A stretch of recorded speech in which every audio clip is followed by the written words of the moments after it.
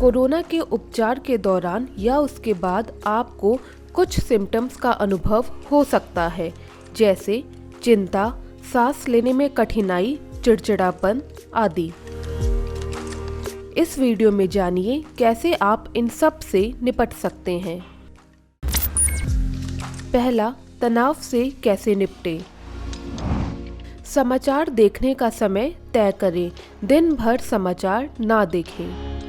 Audio या video call पर अपने प्रियजनों से ज़रूर बातें करें। पर्याप्त आराम करना भी बेहद ज़रूरी है।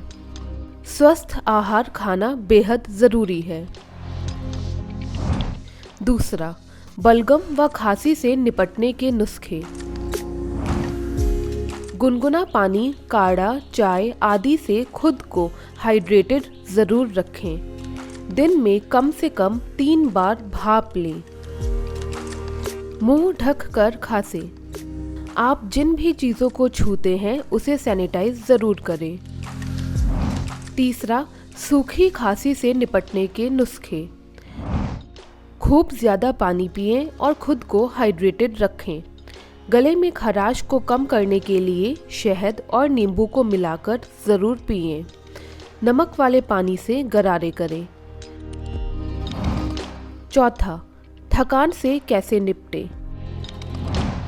सप्ताह में छुट्टी ज़रूर लें। दिन भर के काम की योजना बनाएं जिससे काम को बेहतर तरीके से निपटा पाएं।